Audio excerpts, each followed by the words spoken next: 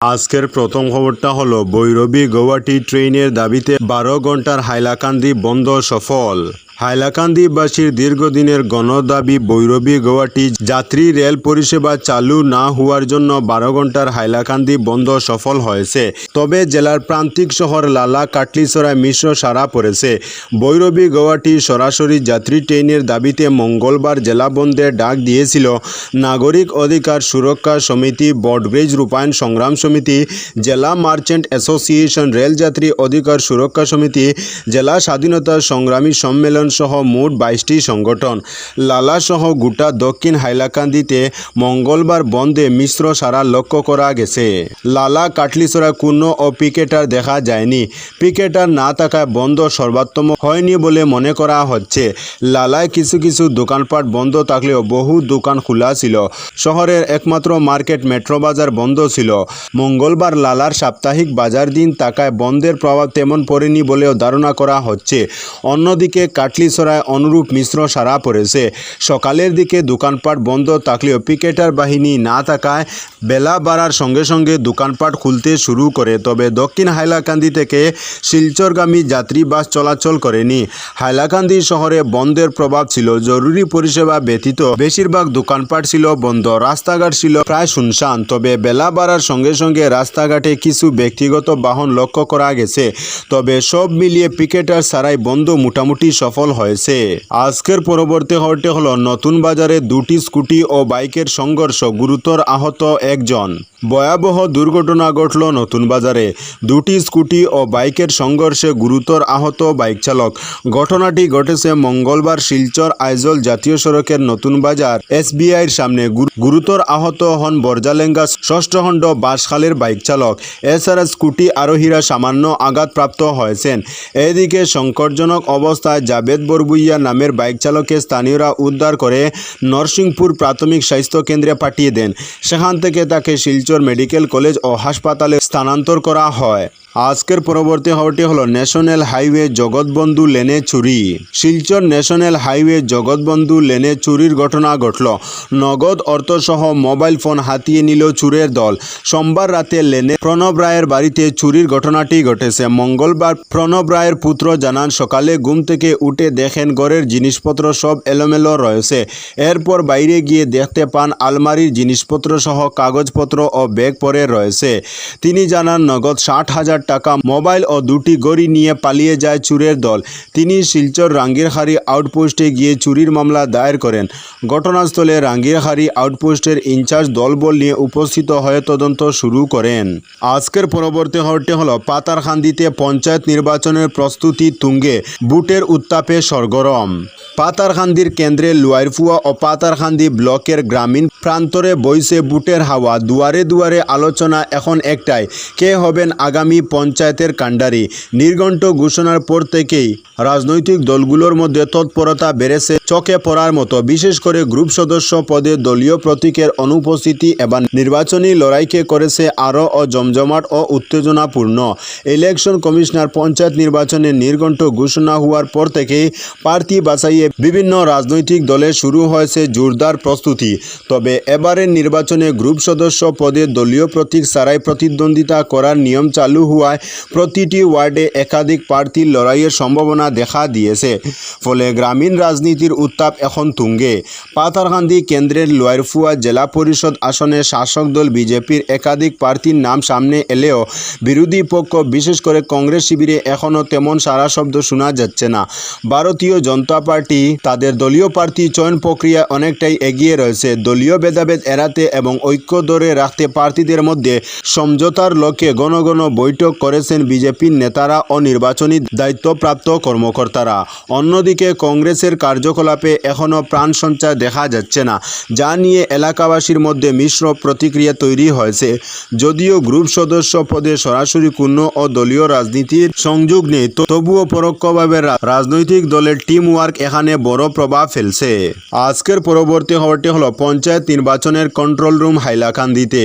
আসন্ন পঞ্চায়েত নির্বাচনের জন্য হাইলাকান্দি জেলা প্রশাসনের উদ্যোগে হাইলাকান্দি জেলা কমিশনারের কার্যালয়ে একটি কন্ট্রোল রুম খোলা হয়েছে। এই কন্ট্রোল রুমের ফোন নম্বর হলো 03844-295046। জনসাধারণকে প্রয়োজনে এই কন্ট্রোল রুমে পঞ্চায়েত নির্বাচন সংক্রান্ত খবরাখবর এবং অভিযোগ জানাতে জেলা প্রশাসন থেকে আবেদন জানানো হয়েছে। আজকের পরবর্তী খবরটি হলো শ্রীভূমি করিমগঞ্জে অবৈধ প্রাইভেট স্কুলের বিরুদ্ধে কড়া বার্তা ইন্সপেক্টর নীলম জ্যোতির। শ্রীভূমি করিমগঞ্জে শিক্ষার পরিবেশ ফিরিয়ে আনতে দৃঢ় প্রতিজ্ঞ জেলা স্কুল পরিদর্শক তথা জেলা প্রাথমিক শিক্ষাধিকারিক নীলম জ্যোতি দাস সোমবার গভর্নমেন্ট পারমিটেড প্রাইভেট স্কুল অ্যাসোসিয়েশনের এক প্রতিনিধি দল তার সঙ্গে সাক্ষাৎ করে একটি স্মারকপত্র প্রদান করেন। প্রসঙ্গত গত 21 মার্চ নীলম জ্যোতি দাস একটি গুরুত্বপূর্ণ নির্দেশ জারি করেন, যেখানে জানানো হয় এবার থেকে কোনো অসরকারি অনুমতিহীন স্কুল নবম ও একাদশ শ্রেণীতে ছাত্রছাত্রীদের নাম পোর্টালে রেজিস্টার করতে পারবে না। রেজিস্ট্রেশনের জন্য আবশ্যক হবে ডিরেক্টরের পারমিশন ও আসাম স্টেট স্কুল এডুকেশন বোর্ডের অনুমোদন। তিনি কড়াভাবে নির্দেশ দিয়েছেন কোনো বেঞ্চার বা প্রাইভেট স্কুল তাদের ছাত্রছাত্রীদের নাম অনুমোদিত অন্য স্কুলের অধীনে রেজিস্টার করতে পারবে না। স্মারকপত্রে তার এই পদক্ষেপের প্রশংসা করে প্রতিনিধি দল জেলার সর্বত্র যেভাবে অবৈধ প্রাইভেট স্কুল গজিয়ে উঠেছে সেগুলির বিরুদ্ধে তদন্তপূর্বক অবিলম্বে কঠোর পদক্ষেপের দাবি জানান। এতে ইন্সপেক্টর জানান, ডিরেক্টরের অনুমোদন ব্যতীত কোনো স্কুল একাদশ তো দূরের কথা প্রথম শ্রেণীতেও ভর্তি দিতে পারবে না। কেউ এমন স্কুলের সন্ধান পেলে তার দপ্তরে সরাসরি রিপোর্ট করার আহ্বানও জানান তিনি। আজকের পরবর্তী খবরটি হলো কোনো অপ্রার্থীর গোপন লেনদেন হলে মনোনয়নপত্র বাতিল ও বহিষ্কার করা হবে বললেন অভিজিৎ পাল। পঞ্চায়েত নির্বাচন নিয়ে কংগ্রেসের ডিস্ট্রিক্ট পলিটিক্যাল অ্যাফেয়ার্স কমিটি ও ইলেকশন ম্যানেজমেন্ট কমিটির এক বৈঠক অনুষ্ঠিত হয়। সোমবার জেলা কংগ্রেস কার্যালয়ে এই বৈঠকে দলের বিভিন্ন স্তরের পদাধিকারীরা উপস্থিত ছিলেন। বৈঠকে পঞ্চায়েত নির্বাচনের রণকৌশল তৈরি করার পাশাপাশি যোগ্য প্রার্থী হিসেবে দল কাকে মনোনয়ন প্রদান করবে সেই বিষয়ের উপর চূড়ান্ত সিদ্ধান্ত গ্রহণ করা হয়। সংবাদ মাধ্যমের সঙ্গে কথা বলতে গিয়ে জেলা কংগ্রেস সভাপতি অভিজিৎ পাল বলেন, পঞ্চায়েত নির্বাচনকে কেন্দ্র করে প্রার্থীদের আবেদন জমা পড়ার কাজ শুরু হয়েছে। কংগ্রেসের হয়ে মোট 350 জন প্রার্থী এপি পদে এবং 150টির অধিক আবেদন জেলা পরিষদ পদের জন্য ইতিমধ্যে জমা পড়েছে। এদিন দলের 9টি ব্লক ও মণ্ডলের পদাধিকারীদের নিয়ে বিভিন্ন বিষয়ের উপর আলোচনা করে অনেক গুরুত্বপূর্ণ সিদ্ধান্ত নেওয়া হয়েছে। পঞ্চায়েত নির্বাচনকে ঘিরে কারো সঙ্গে কোনো অপ্রার্থীর গোপন লেনদেন হলে দল কড়া পদক্ষেপ নেবে। প্রার্থীর মনোনয়নপত্র বাতিল করার পাশাপাশি তাকে দল থেকে বহিষ্কার করা হবে বলে জানান জেলা কংগ্রেস সভাপতি। পঞ্চায়েত নির্বাচনকে স্বচ্ছ ও সুন্দরভাবে সম্পন্ন করতে সকলের সহযোগিতা কামনা করেছেন জেলা কংগ্রেসের কর্মকর্তারা। আজকের পরবর্তী খবরটি হলো ওয়াকফ আইন বাতিলের দাবিতে উত্তাল পাতারকান্দিও। সংশোধিত ওয়াকফ আইন প্রত্যাহারের দাবিতে সোমবার উত্তপ্ত হয়ে উঠে পাতারকান্দি এলাকা। বিক্ষোভে ফেটে পড়ে হাজার হাজার স্থানীয় মানুষ। রাজপথে নেমে আসে জনতার দল। বিক্ষোভকারীরা ঘেরাও করেন পাতারকান্দি সার্কেল কার্যালয়। এক সময় পরিস্থিতি হয়ে উঠে উত্তেজনাপূর্ণ। বিভিন্ন মুসলিম সংগঠনের আহ্বানে এদিন সকালে পাতারকান্দি সার্কেল কার্যালয়ের সামনে জমায়েত হতে শুরু করেন ইসলাম ধর্মাবলম্বী মানুষ। ধীরে ধীরে সেই জমায়েত রূপ নেয় বিশাল জনসমুদ্রে। প্রতিবাদকারীরা নারায়ে তাকবীর আল্লাহু আকবার ধ্বনিতে গোটা এলাকা কাঁপিয়ে তুলেন। তাদের দাবি, কেন্দ্রীয় সরকার যে সংশোধিত ওয়াকফ আইন কার্যকর করেছে তা অবিলম্বে প্রত্যাহার করতে হবে। এই আইনের মাধ্যমে ধর্মীয় সম্পত্তিতে হস্তক্ষেপ করার অভিযোগ তুলেছেন তারা। ঘটনাস্থলে বিশাল পুলিশ বাহিনী মোতায়েন করা হয়েছে। আজকের পরবর্তী খবরটি হলো কাবুগঞ্জে বাইক ও স্কুটির সংঘর্ষ, আহত 4 জন। কাবুগঞ্জ জনতা কলেজের পাশে বাইক ও স্কুটির মুখোমুখি সংঘর্ষে 4 জন গুরুতরভাবে আহত হয়েছেন। দুর্ঘটনাটি সংঘটিত হয় সোমবার। প্রত্যক্ষদর্শীদের সূত্রে জানা যায়, একটি R15 মডেলের বাইক বাগাবাজার থেকে শিলচরের দিকে যাচ্ছিল।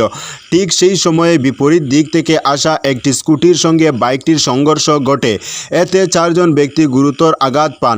দুর্ঘটনার পরপরই স্থানীয় জনতা দ্রুত ঘটনাস্থলে ছুটে এসে আহতদের উদ্ধার করে।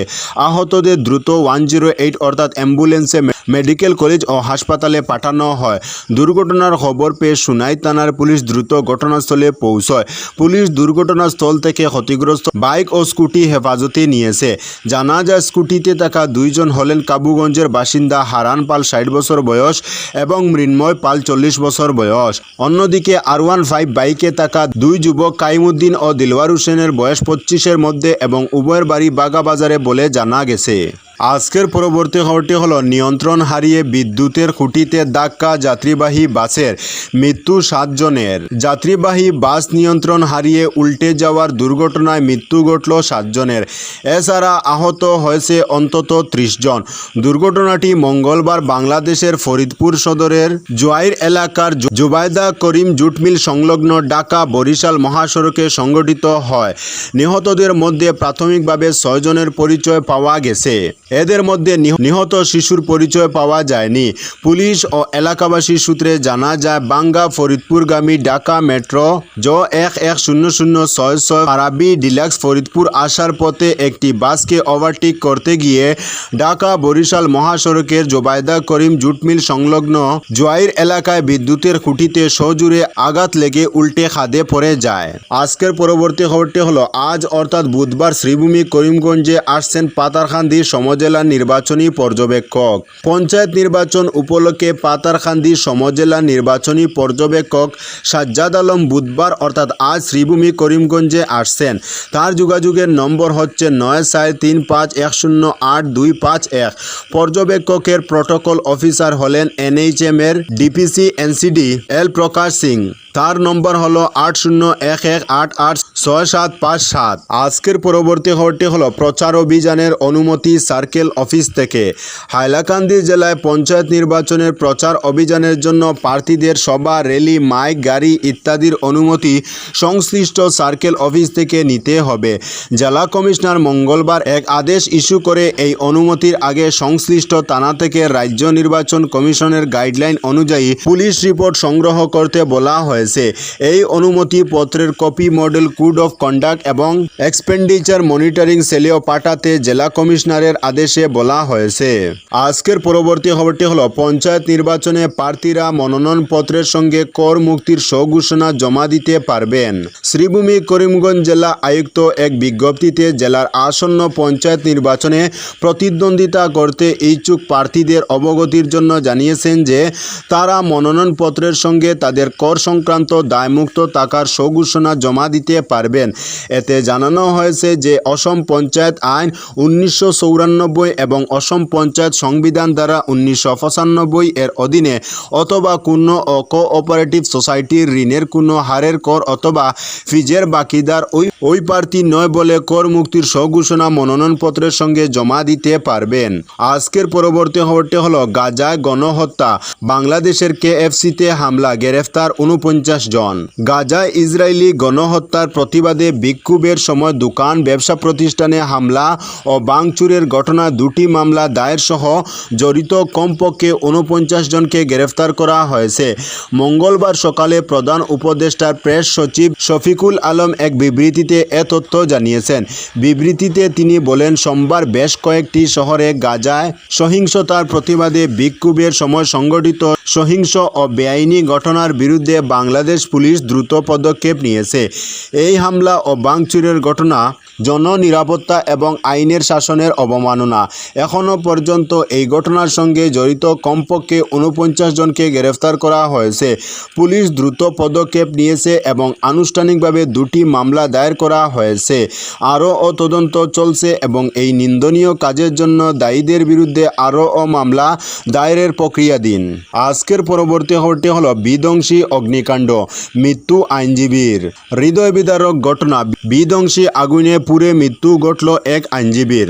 আইনজীবী বিকাশ শর্মা ঘুমন্ত অবস্থায় তিনি মারা যান। মর্মান্তিক ঘটনাটি সংঘটিত হয় মঙ্গলবার সকালে তেজপুরের বারহালিয়ায়। অগ্নিকাণ্ডে আইনজীবী শর্মার বাড়ি সম্পূর্ণ ভস্মীভূত হয়ে যায়। ভাগ্যক্রমে প্রাণ রক্ষা হয় আইনজীবীর বড় বোনের। অগ্নি নির্বাপক বাহিনী পৌঁছার আগেই আগুনে পুড়ে যান বিকাশ শর্মা। অগ্নিকাণ্ডের সূত্রপাত জানা যায়নি। তবে রহস্যজনক বিষয় হলো এই ঘরে দীর্ঘদিন ধরে বিদ্যুৎ বিচ্ছিন্ন রয়েছে। তো বন্ধুরা, আজকের জন্য এতটুকু, পরবর্তী কোনো নতুন ভিডিওতে দেখা হবে, তখন অবধি ধন্যবাদ।